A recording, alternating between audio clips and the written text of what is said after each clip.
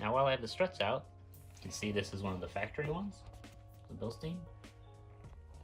Got this one that I'm putting in, the max speeding rods, and an R-knot here. They're all very, you know, the OEM max speeding rods are very similar shaped.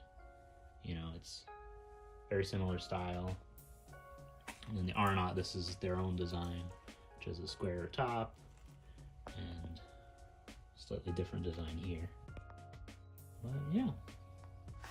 Now right here, we want this to be facing towards the rear again.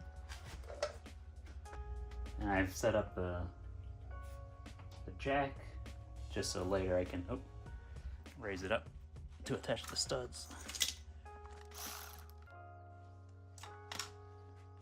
Don't forget to remove the nuts from the studs so you can actually get it in place.